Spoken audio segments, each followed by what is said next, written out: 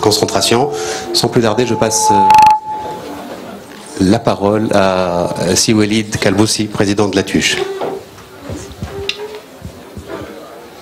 Merci tout le monde. Merci pour votre présence.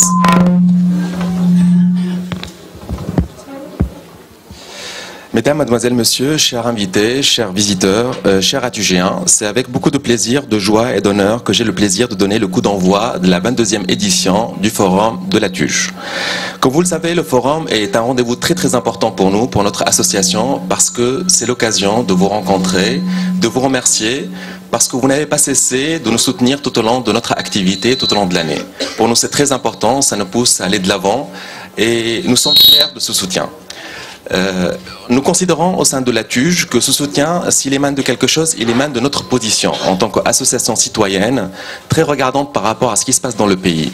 Cet ancrage citoyen, on n'a pas cessé de l'exprimer via nos activités. Comme vous le savez, aujourd'hui, au sein de l'ATUJ, on a une activité très concentrée sur deux domaines particuliers qui sont aujourd'hui l'éducation et l'emploi. Si je dois parler de la première partie, l'éducation, je dois citer quelques activités, si vous le permettez. Je me concentrerai sur ce qui a été fait au sein de Rêve-Éduc. Comme vous le savez, nous avons lancé cette activité-là depuis à peu près 2 ans. Elle nous a permis de parrainer pas mal d'élèves. Quoi de plus important pour nous, en tant qu'association tunisienne des grandes écoles, de permettre à quelques élèves au niveau de l'école primaire, au niveau de l'école secondaire, de continuer leurs études. Rêve-Éduc aussi, elle a d'autres activités de jumelage entre les lycées, les journées Rêve Métier. Je pense que cette activité-là, elle est aussi importante parce qu'elle permet aussi d'enlever les préjugés entre les différentes régions de notre pays et les différentes classes sociales, et aussi de permettre à nos jeunes diplômés de se projeter dans un avenir plus radieux et plus actif, dans un moment où le doute s'installe petit à petit dans les esprits. Cette activité-là, au niveau de l'éducation, elle est complétée par un chapitre employabilité qui est, à mon sens, très important, et il représente aujourd'hui un domaine d'intervention, de prédilection de la société civile. Comme il est à chemin entre l'éducation et l'emploi, il est un tout petit peu délaissé, il n'y a pas de structure gouvernementale pour le gérer, et je pense que la société civile a un grand rôle à jouer là-dedans. C'est ce que l'ATUJ essaie de faire. Via quelques activités qu'on a commencé à entamer en matière de coaching au niveau des universités, au niveau des diplômés, on a permis à quelques diplômés d'avoir un complément de formation académique en matière de savoir-être. Et je pense que c'est très important de leur donner cette confiance-là pour entamer leur vie active. Ça, pour la partie emploi et employabilité, on a essayé depuis quelques années maintenant de mettre en place une plateforme d'employabilité, c'est-à-dire aujourd'hui avec l'aide de pas mal de ressources humaines, de pas mal de sociétés ici en Tunisie, on passe des entretiens à blanc, on fait des séances de coaching, de rédaction de CV, des choses que vous pouvez les voir et les vérifier par vous-même au sein du salon employabilité qui se tient à côté de 35 stands de sociétés les plus prestigieuses, les plus dynamiques en matière d'emploi. Je profite de cette occasion pour les remercier et pour les saluer parce qu'elles nous encouragent à continuer cet effort-là, et je leur souhaite bonne chance pour trouver les talents nécessaires à l'entreprise. Les activités sont diverses et variées, et certainement l'ATUJ toute seule ne peut pas avancer là-dessus. C'est pour ça, quand il s'agit de certains domaines où les moyens manquent, que ce soit financiers, que ce soit humains, l'ATUJ tend la main à d'autres associations et essaie d'intervenir via d'autres. En la matière, j'aimerais bien quand même vous parler d'une expérience qu'on a eue maintenant depuis 2 ans, qui est très importante de mon point de vue. C'est la collaboration qui a eu lieu entre l'ATUJ et la Fondation de France. Grâce au sérieux de l'ATUJ, à notre façon de sélectionner les projets, notre rigueur en matière de suivi de ces projets-là, en matière de déblocage de fonds, je pense qu'aujourd'hui la Fondation de France fait confiance à l'ATUJ en matière de sélection de projets, et cette confiance-là a permis à la Tunisie de profiter d'une partie très importante des fonds alloués par cette fondation-là à notre région. Je pense que c'est une fierté, c'est quelque chose dont on est fier à l'ATUJ, et on souhaiterait continuer cette expérience-là. En la matière, on essaie aussi de récidiver avec d'autres fonds. Aujourd'hui, je suis heureux de vous annoncer qu'on est sur le point de signer un accord avec International Young Foundation. On me dit que ça va permettre de former plus que 300 personnes. C'est important, c'est quelque chose. Petit à petit, on arrive à avancer comme ça. Notre activité citoyenne, si on fait ça avec beaucoup d'enthousiasme, beaucoup de dynamique, beaucoup de conviction, ne doit pas nous faire oublier notre place au sein de la société civile. C'est qu'aujourd'hui, la TUJ contient 4500 Atugéens, et il y a notre diaspora à l'étranger. Aujourd'hui, on se doit, nous, Atugéens, de faire profiter de la Tunisie de cette présence-là. Aujourd'hui, les 4500 viennent nos bureaux à Londres, à Paris. On essaie de les mettre au profit de la Tunisie. Parce que ces gens-là, qu'on le veuille ou pas, sont présents dans des sociétés internationales, mondialement connues, leaders de leur domaine, à des niveaux de responsabilité parfois très très élevés. Je pense aujourd'hui à nous de trouver les moyens les plus intelligents de profiter encore plus. Ces gens-là sont prédisposés à aider, sont prédisposés à intervenir, que ce soit au niveau des accords bilatéraux, que ce soit au niveau des contacts qui se font parfois entre des multinationales et la Tunisie. Je pense que c'est à nous de profiter encore plus. La présence de la TUJ ne se fait pas uniquement par sa diaspora et sa présence à l'étranger, elle se fait aussi par sa présence en Tunisie. Aujourd'hui, en Tunisie, nous devons représenter un réseau, le mot n'est pas méchant, n'est pas diabolique, de pas mal de cadres, pas mal d'acteurs économiques importants au sein du tissu industriel tunisien et tissu économique tunisien. Comment on voit le rôle de la TUJ dans ce domaine-là? Je pense que depuis maintenant quelques années, on est agitateur d'idées, on essaie d'avancer sur des sujets, on essaie d'être pertinent, être force de proposition. On n'a jamais dit non à une proposition d'intervention. On a travaillé sur, par exemple, le code d'incitation à l'investissement, on a été sollicité pour le contrat social avec l'UTICA et l'UGTT. Je pense que ce sont des choses où nous sommes ravis de participer. Tout au long de l'année, on a des rendez-vous, par exemple les mardis de la TUJ, les clubs métiers, où on essaie d'avancer les sujets, et pour nous, c'est quelque chose d'important. Le forum aujourd'hui s'inscrit un peu dans cette logique-là. C'est que chaque année, on choisit un sujet. L'année dernière, c'était le contrat social. L'année d'avant, c'était le développement et la croissance. Cette année, c'est l'administration, les entreprises publiques. Bon, je dois vous faire une confidence. Quand on a choisi le sujet, parce qu'on le choisit assez tôt, hein, on le choisit au mois de décembre, plus ou moins, parce qu'il y a le forum de Paris, après il y a le forum de Tunis, on ne pensait pas que ça allait être aussi polémique. Aujourd'hui, si polémique y est, elle ne doit pas nous empêcher de nous concentrer sur nos travaux et être très objectifs en la matière, mais elle doit nous réconforter par rapport à la pertinence de ce choix-là. Je souhaite un excellent forum. Je laisserai après Mondre rentrer un peu plus dans le détail. Juste avant de finir, j'aimerais bien quand même que vous soyez patient avec moi. Je veux adresser principalement 2 remerciements. Le premier remerciement, il s'adresse à Mohamed Frikha à Sifex Airlines, que grâce à son soutien financier et logistique aussi, voilà, il y a le forum de Paris, il y a le forum Tunis, bientôt il va y avoir le forum de Londres, nous permet quand même d'organiser ce forum-là dans des meilleures conditions. Ça, c'est pour la première partie. En même temps, on ne peut pas organiser un forum qui parle des entreprises publiques et de l'administration tunisienne sans parler de toutes les bonnes volontés qui ont participé à la construction de cette administration-là. Ce joyau de la Tunisie, il est ce qu'il est, il a ses défauts, il a ses qualités, il a permis quand même au pays de faire face à pas mal de secousses. Bien sûr, pas mal de personnes ne le savent pas peut-être, il y a énormément d'Atugéens qui ont travaillé à l'administration tunisienne et les entreprises publiques. Je les salue. Je les remercie pour tout ce qu'ils ont fait. Et bien sûr, quand on remercie ces étudiants-là qui ont travaillé au sein de l'administration tunisienne, on ne peut pas oublier Simurtal Latiri, Rahmatullahi Ali. C'est le père spirituel de la TUJ, certains ne le savent pas. Commis de l'État, au vrai sens du terme, ex-PDG de l'Astec, ex-PDG de Gabès, le groupe chimique de Gabès, aussi fondateur de l'ENIT. J'ai une pensée particulière pour lui aujourd'hui. Je me souviens d'un été 92, il nous a réunis comme ça, juste avant notre départ en France, pour les années prépa. Il nous a dit, avant de partir en France, vous devez être fiers de la Tunisie, fiers parce que vous allez être à l'étranger, vous devez être fiers de vos origines, mais aussi vous ne devez pas oublier que vous êtes redevable à ce pays et à ce peuple. J'espère qu'on sera à la hauteur de ces attentes. Voilà, merci à vous et bon forum.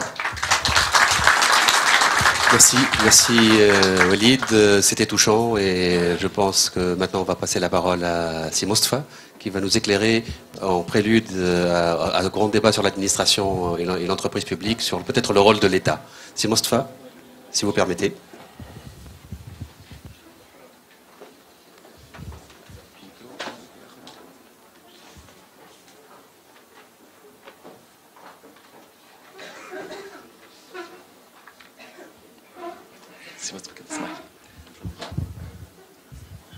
عندي مدة ما استعملتش الميكرو هكا. لا الميكرو بلده.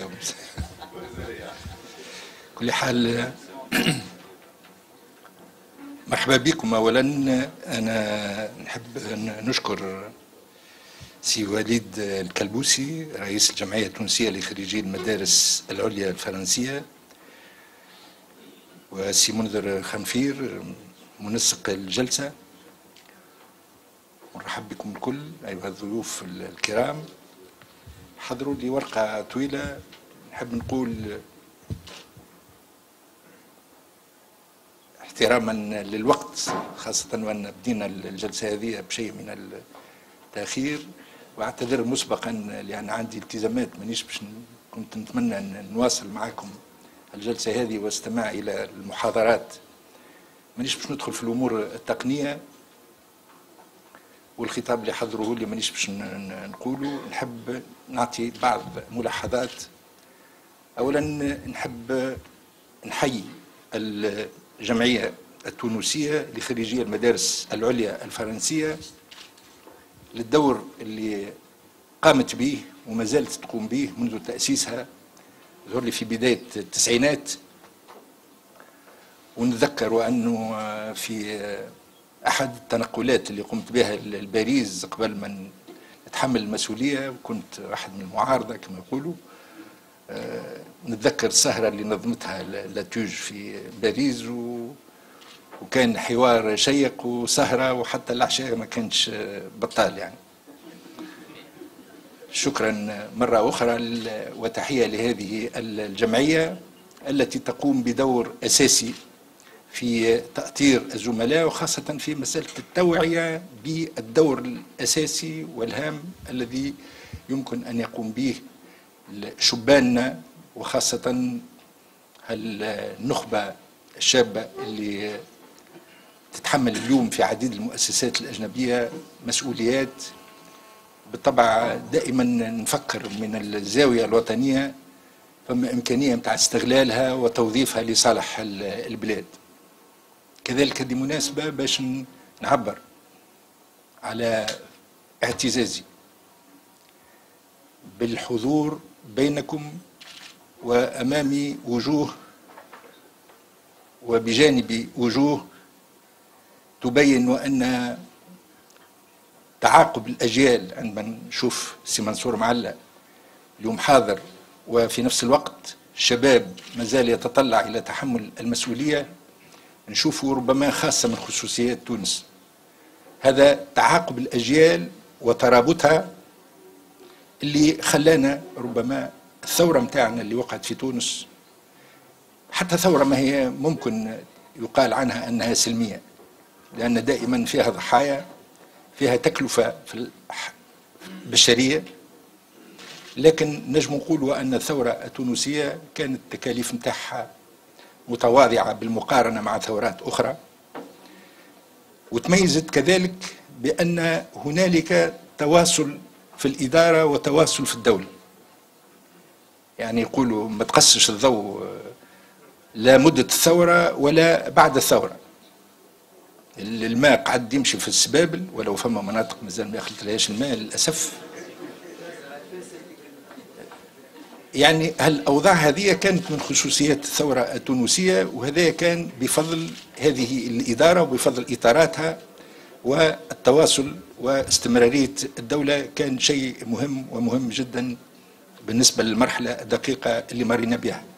بالطبع بديت بالكلام الحلو، لكن نعرفوا وأن بعد الثورة عاشت تونس أيام صعبة وصعبة جدا. سنة 2011 تصور العديد منكم عاشوها، وكانت سنة صعبة بكل المقاييس، على مستوى الأمني، على مستوى الاقتصادي، الاجتماعي. نسبة النمو سلبية، ربما يقولون يذكرون الأخصائيين ربما لأول مرة في تاريخ تونس. لكن في نفس الوقت اشتد أزمة تنفرجي، يعني توجت هذه السنة بربما أول انتخابات ديمقراطية في البلاد، وهذا زاد ما يلزمناش ننساوه، والفضل فيه يرجع ثقافة التوافق الموجودة بين التونسيين والتونسيات. يختلفوا، تحتد الأزمة ساعة ساعة نسمعوا الكلام اللي ما يتسمعش، لكن في نهاية المطاف يلقاو الطريق ويلقاو المناسبة ويغتنموا الفرصة باش يتحاوروا مع بعضهم ويتحدثوا ويلقاو الحل. ودائما كل ما مرينا بأزمة إلا ولقينا الحل. كانت 2011 صعيبة، 2012 أفضل شوية لكن دائما صعيبة، وجات 2013 وجات فيها أحداث ربما لا علاقة لها بتقاليدنا. جاتنا حاجة جديدة قديمة لكن جات بشكل مريع، اغتيالات سياسية، هذا ماهوش في تقاليدنا. 6 فيفري، 25 جويلية، حالات يعني كبيرة واغتيالات في جبل الشعامبي جنودنا، يعني تعدد عدد وكبر عدد الشهداء. الوضع هذا بالطبع خاصة بعد الاغتيال الأخير في 25 جويلية دخلنا في أزمة. نحب نذكر بكل بساطة وبكل سرعة وأن يوم 25 جويلية كنا نحتفل بعيد الجمهورية، وكنا بالنسبة للعارفين واللي تابعوا الأحداث وأشغال المجلس الوطني التأسيسي على قاب قوسين، يعني كما يقولوا لي ديرني 100 متر، باش نكملوا هالمرحلة هذه وندخلوا في المرحلة الأخيرة للانتقال الديمقراطي والإعداد للانتخابات. يعني توافقات حول الدستور قدمنا فيها شوط، الهيئة المستقلة للانتخابات قدمنا فيها شوط كبير، بقات لنا يمكن جلسة باش نكملوا ننتخبوا العضو الأخير ونختاروا رئيس لهذه الهيئة. يعني ما بقى لنا حتى شيء، وجاء الاغتيال ودخلت البلاد في أزمة توتر يعني كاد يقود بها إلى الانفجار لا قدر الله. لكن في لحظة، يعني في مدة أسبوعين أو 3، رجع شاهد العقل وانطلق الحوار بين الفرقاء السياسيين. وهذه مناسبة باش نحيي المنظمات الراعية للحوار: الاتحاد العام التونسي للشغل، الاتحاد التونسي للصناعة والتجارة والصناعات التقليدية، الرابطة التونسية لحقوق الإنسان، عمادة المحامين. هذه المنظمات التي قامت بدور أساسي ومهم، وفي مدة ربما يعتبر عديد منا وأنا كانت مدة طويلة أكثر من شهر تقريبا، بفضل هالحوارات هذه المتواصلة، ثنائية ثلاثية رباعية إلى غير ذلك، يعني وصلنا إلى بلورة خارطة الطريق اللي نجم نقول في مجملها، مانيش باش ندخل في التفاصيل، اللي كنا نحلموا بها ما تنجم تبدأ إلا بعد فض المسألة السياسية وتنظيم انتخابات في أفضل الظروف اللي ما يشك فيها حتى حد. كلمة وجيزة كذلك على الدستور قبل ما نقول لكم السلام عليكم. احنا الدستور خدمناه مدة تقريبا عام ونص على نار هادئة، برشا انتقادات، فما اللي قالوا طولتوا، فما اللي قالوا قصرتوا، فما اللي قالوا الدستور الهانة، قال برشا كلام. احنا اخترنا اولا الانطلاق من ورقة بيضاء، ربما الخيار هذا يناقش، لكن انا متأكد وان شباب الحاضر واجيال القادمة باش يقعدوا يتذكروا وان هالدستور هذا هو دستور شاركوا فيه المواطنين الكل والفضائيات الكل، وحوارات في كل المجالات، مشينا حتى للدوائر في الخارج وتلاقينا بالمواطنين والمواطنات وتحدثنا في الدستور حتى لين ولا الدستور غناه. وهذا شيء هام في تاريخ الشعوب، أن يشعر المواطن وأن الدستور متاعه، أنه يستبطن هالمسألة هذه ما يعتبروش كقانون من جملة القوانين. هذا مكسب.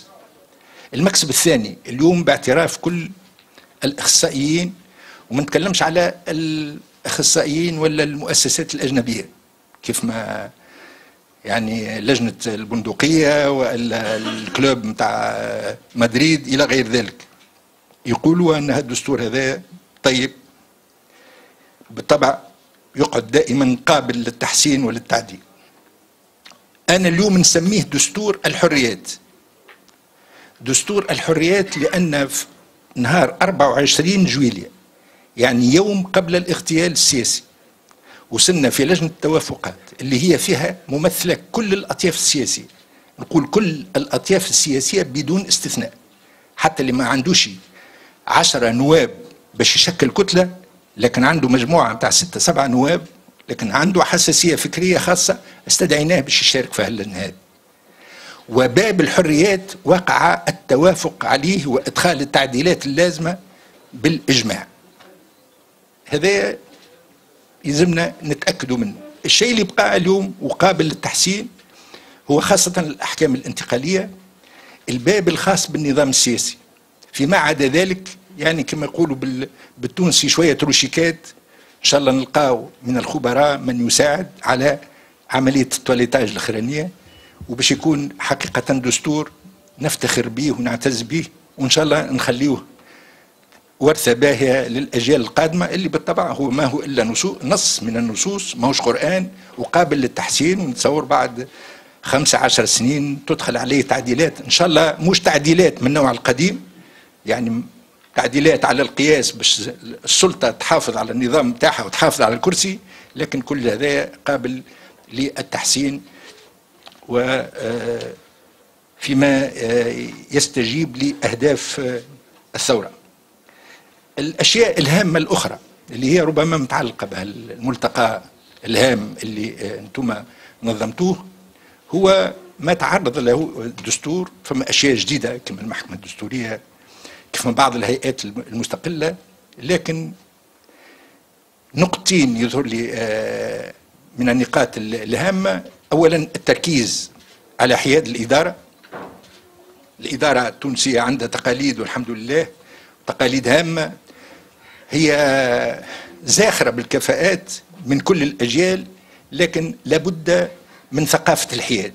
وهذه كل ما هو ثقافي، يعني تغيير المخ يحتاج إلى وقت، ما هوش بالتعليمات، شيئا فشيئا يلزم في تصرف الإدارة والإداريين في سلوكهم تولي ثقافة الحياد، حتى تكون الإدارة على نفس المسافة من العائلات السياسية والفكرية واللي في الحكم واللي خارج الحكم.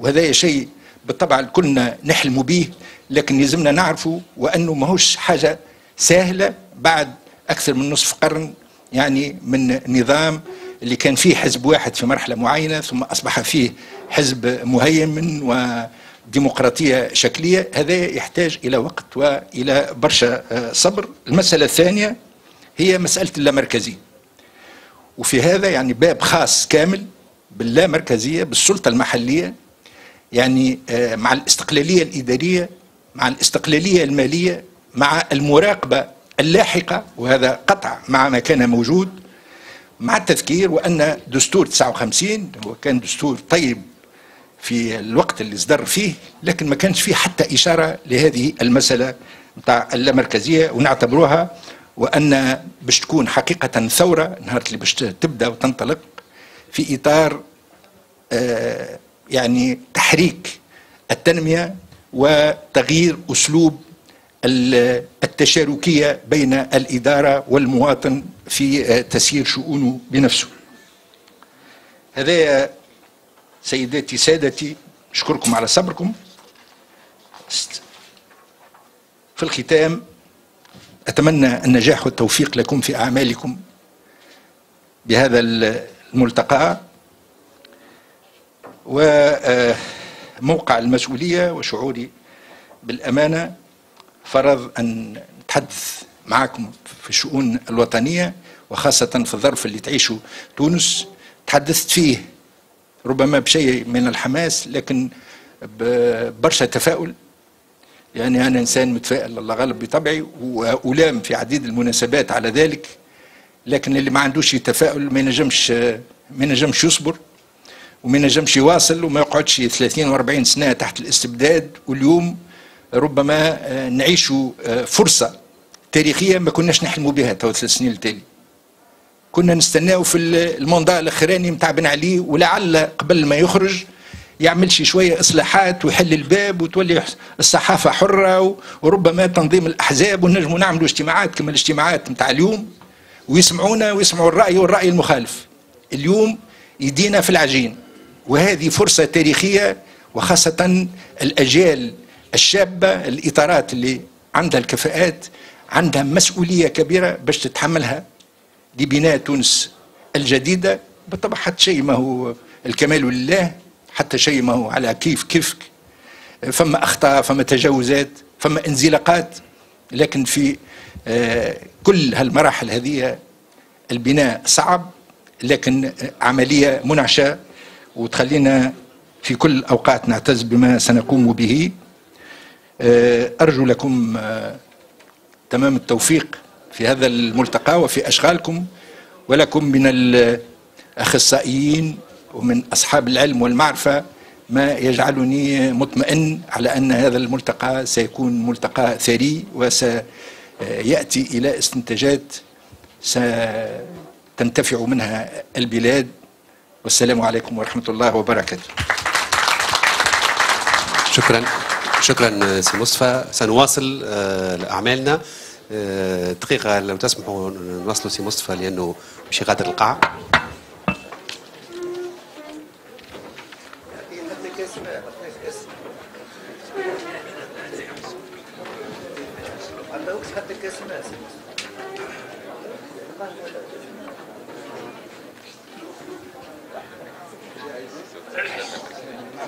Donc,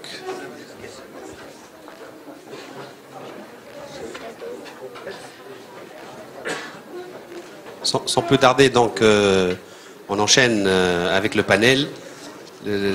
L'objectif de ce panel, je le rappelle, pour vous donner les 4 ou 5 grands axes, les 4-5 grands axes qui vont être traités. On va donner d'abord, je voudrais s'il vous plaît, donc un bref survol des panélistes, comme ça tout le monde saura qui est là. Après je vous dirai les axes sur lesquels nous allons revenir de point de vue donc de chaque panéliste. À ma droite, c'est Mansour Malla, que tout le monde connaît, énarque et ancien ministre. Si Mostafa Kemal Nebli, que tout le monde, bien sûr, tout le monde connaît, mais ex-gouverneur de la Banque centrale. Voilà. Si Hichem Eloumi, qui est vice-président, voilà, qui connaît, qui représente l'UTICA, mais donc le syndicat des ATUGéens aussi. Et si Moazem Khadem, qui est que tout le monde connaît ou va connaître en tout cas, directeur dans la fonction publique, mais surtout président d'une association sur la gouvernance et les marchés publics, vice-président de l'amicale des anciens énarques. Donc il nous apporte aussi cette expérience du secteur public. Comme ça, on équilibre un peu les 3 sphères, sphère publique, privée, politique. Nous allons passer en revue le rôle de l'État, une petite projection. J'aimerais bien qu'on discute un peu, parce qu'il y a une confusion entre État et administration. Souvent, dans nos contrées, on ne voit pas la frontière. On va aussi évaluer l'expérience de la transition, les leçons apprises de ces 3 années. Hein, on parle de continuité de l'État. Vous voyez, à chaque fois, on vous ressort l'histoire de l'eau et de l'électricité. Peut-être qu'on va voir la continuité de l'État, le service public. Est-ce qu'il est aussi comme ça, avec un robinet qu'on peut ouvrir et avoir la même image. Les chantiers prioritaires. Si on arrive à se mettre d'accord sur les chantiers prioritaires, et je pense que là, on a suffisamment d'experts pour donner leur avis, on pourra les challenger là-dessus. Les facteurs clés du succès, la gouvernance et l'information publique. Aujourd'hui, notre difficulté, c'est d'évaluer l'État. À quel niveau on l'évalue, sachant que l'État, c'est nous tous, hein, bien sûr, hein, mais qui évalue quoi, et un référentiel d'évaluation, et la frontière donc de la souveraineté économique, parce qu'on ne peut pas ne pas revenir sur la souveraineté économique, jusqu'où l'État doit aller dans le marché donc, concurrentiel.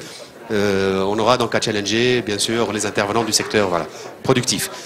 Voilà, si Mansour, voilà, j'ai dressé le cadre. Je vous laisse donner peut-être votre vision de cette thématique, comment elle peut se décliner de votre expérience par rapport à votre vécu. On va essayer.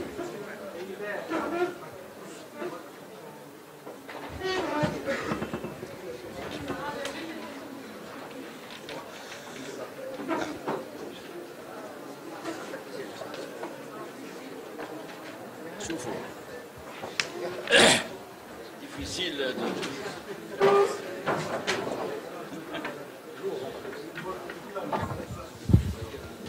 Eh bien, mes amis, je suis heureux de me retrouver encore une fois parmi vous. Je suis un ancien élève aussi. Bon, un peu âgé, probablement, n'est-ce pas? Et j'ai eu le privilège, c'est tard, j'ai eu le privilège d'être à la fois au service de l'État,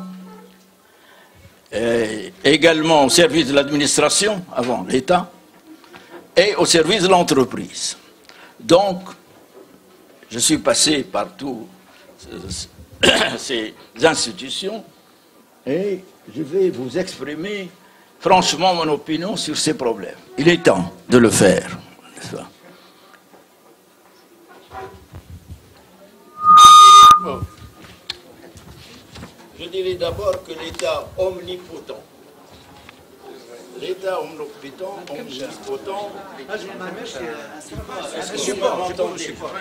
c'est pas agréable. حطوها هنا حطوا وقفوا. C'est pas nous.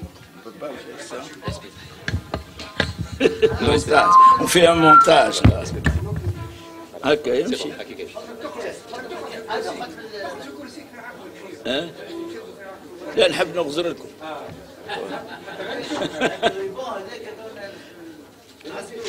Il va peut-être fonctionner comme ça, non? Ça va? تسمعوا؟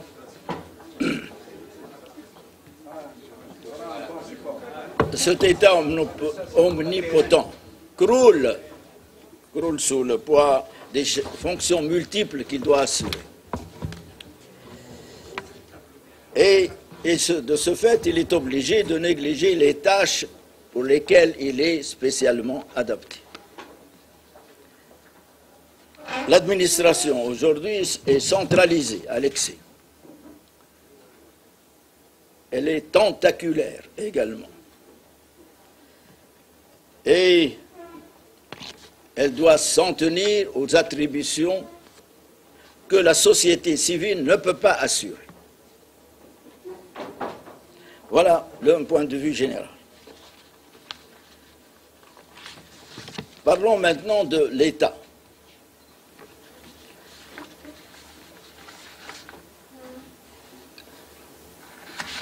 L'État a subi une évolution en 3 phases, l'État tunisien.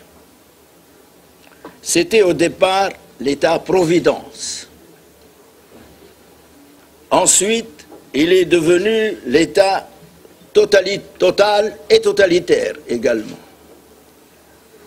Et aujourd'hui, la 3e phase, la question se pose, l'État doit devenir un État essentiellement puissance publique, arbitre et entre promoteur, puissance publique et arbitre.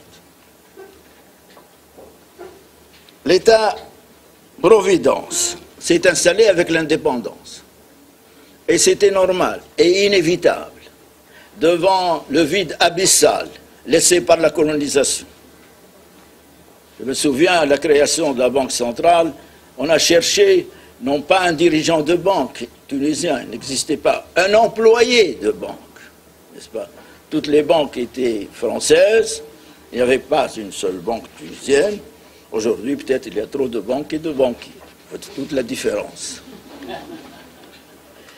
Donc l'État tunisien devait intervenir dans tous les domaines, que ce soit dans l'infrastructure, que ce soit dans l'éducation, que ce soit dans tous les domaines, pour ne pas multiplier l'énumération, mais cette étape était nécessaire.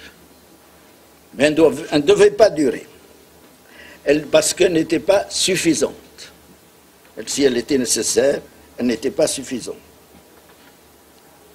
Une fois le plus urgent fait, pendant les 5 premières années de l'indépendance, l'État s'est trouvé devant le double défi, celui du développement et celui de la démocratie. Est-ce que ces 2 défis sont conciliables? Apparemment, ils ne l'ont pas été, et c'est la démocratie qui a fait les frais de l'opération. Le système politique adopté au lendemain de l'indépendance, c'est-à-dire le système présidentiel, est un système qui concentre tous les pouvoirs entre les mains du chef de l'État. Donc c'est pourquoi l'État était un État centralisé. Et tout cela s'est répercuté sur toutes les institutions administratives.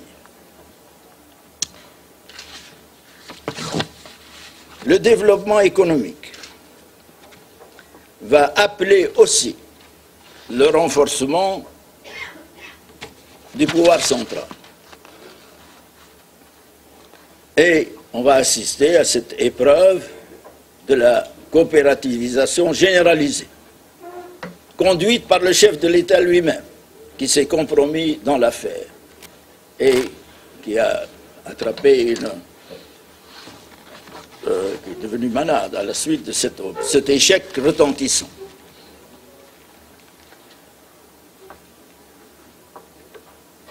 L'État va donc, après cette expérience, une évolution va se dessiner à partir des années 70. À la fin de cette expérience, on a jugé nécessaire de donner sa place à l'entreprise et de déléguer à l'entreprise certaines des attributions,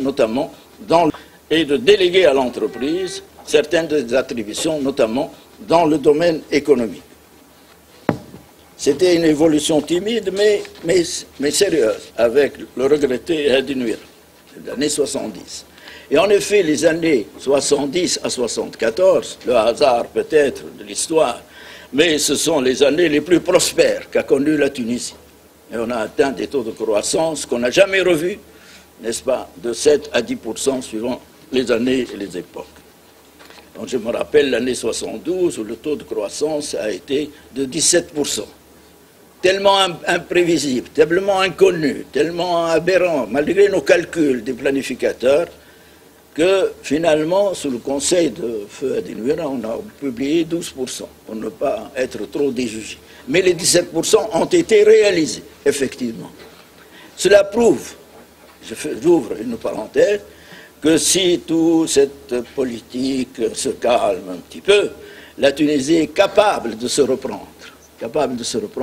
La preuve, dès qu'on est sorti de cette histoire de coopérative, sans perdre de temps, la relance a été très vite opérée. Il est vrai que, aussi, la conjoncture internationale nous a beaucoup aidés, n'est-ce pas? Nous a beaucoup aidés puisque le phosphate se vendait à $20 et s'est vendu à ce moment-là à $60, n'est-ce pas? Mais on en a profité. On aurait pu ne pas en profiter également et être suffisamment bête pour ne pas le faire. Voilà. On n'a pas été aussi bête que cela. Voilà, maintenant, les choses doivent évoluer. Ce qu'on a connu au début des années 70, qui s'est poursuivi tant bien que mal, mais arrivent les années 80 où on a senti l'essoufflement de l'État qui conserve encore trop d'attributions.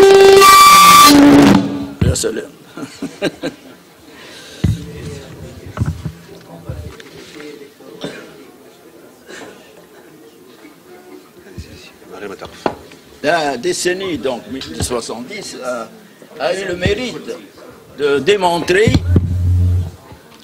que le développement économique requiert un développement de la démocratie. Il a apporté cette preuve évidente. Nécessité d'un pouvoir moins personnel, une décentralisation des responsabilités, l'expansion des libertés publiques et une motivation des populations.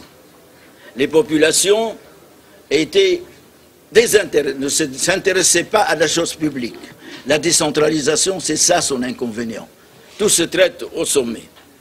Donc, l'objectif actuel pour créer un nouvel État, c'est de mettre fin, dans les limites du possible, à cette décentralisation excessive. Parce que le risque, c'est après la disparition du régime de Bourguiba, on a eu un État non pas seulement total, mais aussi tribal et corrompu. Donc éviter tout cela et créer un État moderne, capable de s'adapter aux données de l'avenir. La Tunisie a évolué. En 50 ans, on a fait un taux de croissance de 5%, ce qui n'est pas négligeable, qui a suffi pour transformer le pays. Transformer le pays, je vous ai parlé du début où on n'avait rien, après 50 ans et 5% de croissance, on a quand même évolué. Bon. Donc le temps est venu de créer cet État promoteur, puissance publique, qui néglige pas la défense, la justice, qui s'en occupe. Or, on a abandonné ces domaines de puissance publique pendant les 50 dernières années. On n'a pas développé, sauf par intermittence, les secteurs de la diplomatie, grâce d'ailleurs au travail personnel de Bourguiba, n'est-ce pas, ou son prestige personnel, mais la défense a été négligée, la justice également a été mise au pas, si on peut le dire. Donc aujourd'hui, c'est un nouvel État, un État nouveau qu'il faut créer. L'État-providence, l'État total ont fait leur temps. Et cet État nouveau, donc, est marqué surtout par la décentralisation. Le pays meurt, si je puis dire, peine, souffre sous le poids de la centralisation. Il n'y a que le centre qui vit, et tout le reste est endormi. C'est endormi. Prenez à la base les municipalités, n'est-ce pas? Vous voyez les détritus dans les rues aujourd'hui, n'est-ce pas? La splendeur de nos villes est complètement... Mais ce n'est pas seulement circonstanciel. Le système communal est hétéroclite. La même loi s'applique à la municipalité de 1 million d'habitants comme à la municipalité de 20 000 habitants. C'est la même loi, n'est-ce pas? Alors que les problèmes ne sont pas les mêmes pour les uns et les autres. Ensuite, ces municipalités sont sous des tutelles invraisemblables. La tutelle du gouverneur d'abord. Rien doit être approuvé par le gouverneur. Et le gouverneur aussi n'a pas le droit de se prononcer sur toutes sortes de problèmes. Il envoie les plus importants au ministère de l'Intérieur pour être solutionné par un fonctionnaire du 7e étage du Bourguiba, alors que le maire, normalement élu, n'a pas le droit de décider sur ces problèmes, ce qui est une aberration, n'est-ce pas? Ensuite, il faut donc créer de vraies municipalités homogènes. Ma proposition, un peu peut-être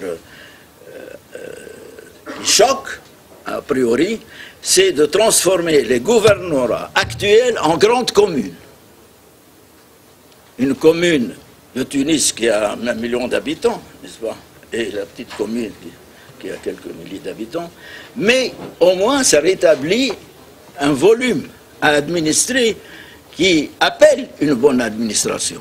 Une commune d'habitants, on met un secrétaire de 20 000 habitants, on s'en occupe pas, etc., elle est délaissée.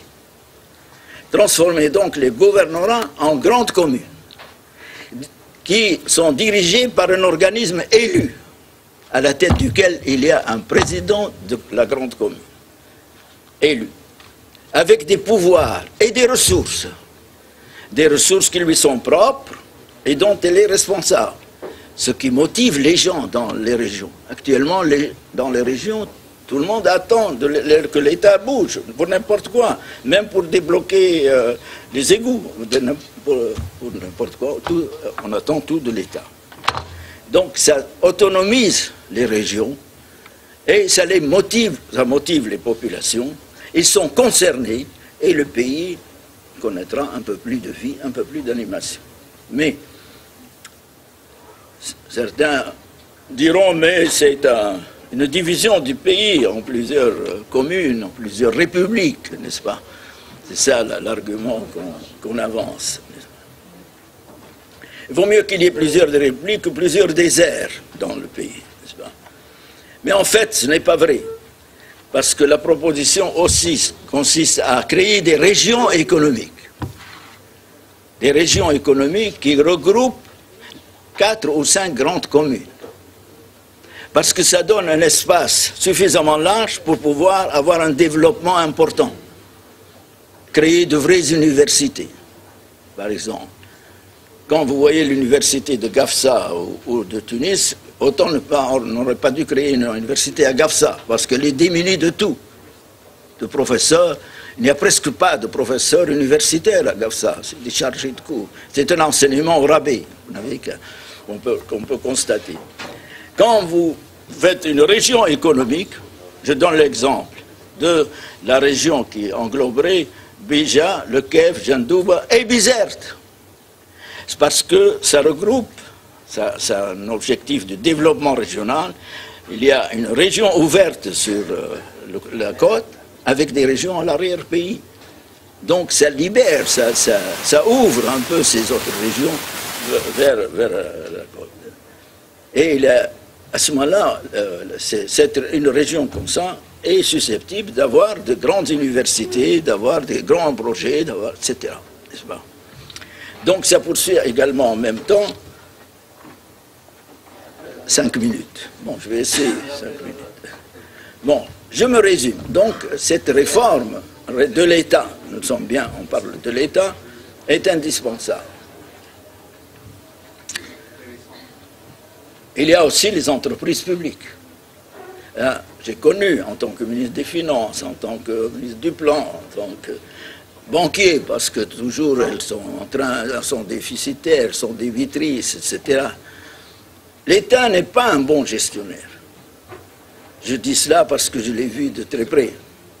Il ne peut pas être gestionnaire, et puis il devient un concurrent, un mauvais concurrent. C'est-à-dire, on voit des cas où c'est l'État qui donne le signal de l'augmentation des salaires dans la compagnie des phosphates ou à Tunisair. Ça déclenche toute une vague d'augmentation de salaire au moment où il ne faut pas. Il ne faut pas le faire, n'est-ce pas? Parce qu'il faut combattre l'inflation, etc. Il faut y aller modérément. Donc, ensuite, il entre dans des entreprises comme concurrents. Et si ces entreprises de l'État sont mal gérées, comment peut-il demander une bonne gestion aux entreprises du secteur privé? Je n'aime pas le mot privé, secteur national, parce que privé de quoi? On ne voit pas très bien de quoi elles sont privées, n'est-ce pas? Alors, les entreprises publiques et les entreprises nationales, n'est-ce pas? Il y a le public et le national. Sinon, ça laisse entendre que les entreprises privées sont des étrangers, ou des inopportuns qui viennent comme ça, alors que c'est le cœur de l'économie, l'entreprise privée, puisque j'ai aussi pratiqué ce métier. Voilà en ce qui concerne l'État et les entreprises publiques qu'on doit... les monopoles des entreprises publiques. Les monopoles font beaucoup de mal au pays. C'était normal au départ. Je dis encore, il fallait créer la STEG, la SONED, l'eau, l'assainissement, etc. Mais aujourd'hui, c'est des colosses. Difficiles à gérer, n'est-ce pas? Et on met le public tunisien devant un seul vendeur, de cette façon, qui dispose de vous comme il veut. Moi, j'ai fait quelques recours à la STEG pour faire un branchement électrique. Il vous donne un chiffre et sans détail, n'est-ce pas, prendre ou laisser, vous prenez ou vous laissez, n'est-ce pas. Donc, les entreprises publiques doivent s'engager dans la concurrence pour améliorer leur gestion. Sinon, c'est inaméliorable. Vous avez beau vérifier, envoyer des inspecteurs, etc., demander des bilans, n'est-ce pas, ça ne marche pas. Maintenant, il s'agit de l'administration, dernier point. L'administration est utilisée par la politique. Elle n'est pas neutre. Elle est violée par la politique. N'est-ce pas? Toute la préoccupation de n'importe quel gouvernement veut soumettre l'administration et la mettre à son service, ce qui est une anomalie qui doit cesser. Et elle ne peut cesser que si l'État est allégé, devient un État puissance publique et réduit petit à petit son système bureaucratique, son système administratif. À ce moment-là, on peut avoir une administration indépendante, stable et compétente. Elle est compétente, heureusement, c'est grâce à l'administration qu'on est là et que, malgré les bêtises du monde politique, n'est-ce pas? Et l'administration tunisienne a besoin de stabilité, n'est-ce pas? On a introduit à un moment donné le poste de secrétaire général qui doit être l'organisme permanent, n'est-ce pas? Quel que soit le ministre. On constate, dès que le ministre arrive, il change tout ce monde-là. Le secrétaire général doit être permanent, quelle que soit la nature du gouvernement. Donc une administration qui doit être allégée, qui doit être neutre et qui doit être efficace. Pourquoi tout cela, ces réformes de l'État, etc. Parce qu'il y a des objectifs, ce n'est pas pour le plaisir, des objectifs importants pour les années à venir, dans le domaine économique notamment.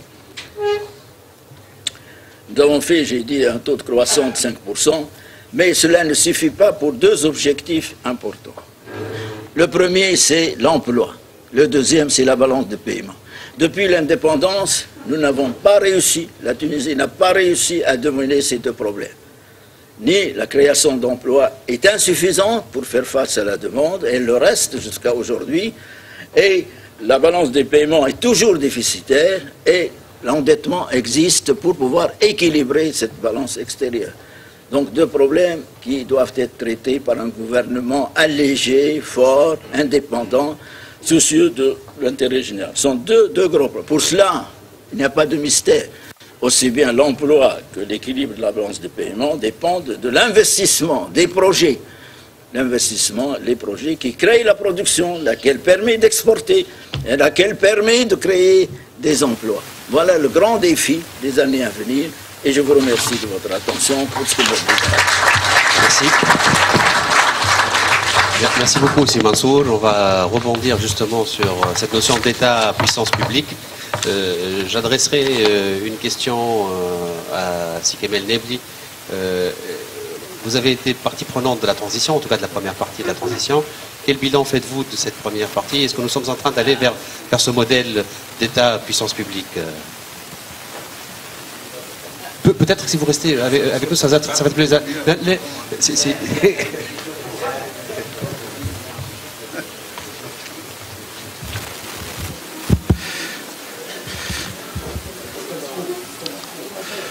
Merci.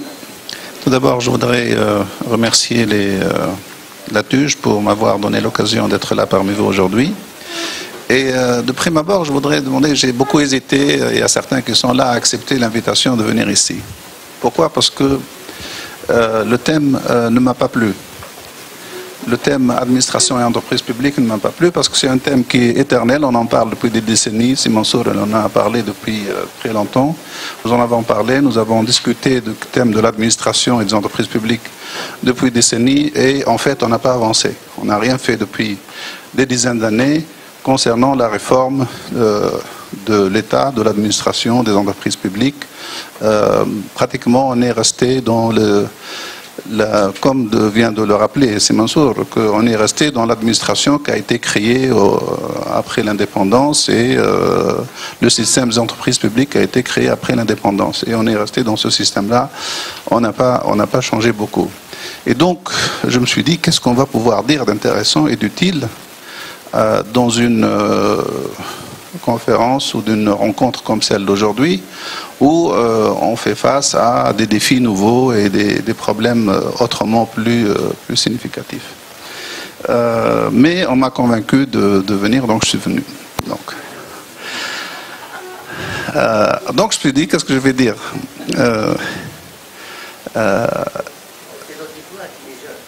oui, justement. Alors, et donc maintenant ma tâche est encore plus difficile parce que Si Mansour vient de faire un peu brosser le tableau de la question et donc il ne me reste pas grand chose à dire.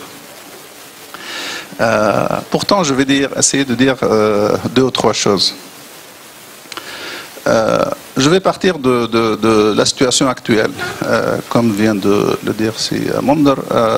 Qu'est-ce qui s'est passé pendant les 2 ou 3 dernières années au niveau des administrations, de l'administration et des entreprises publiques?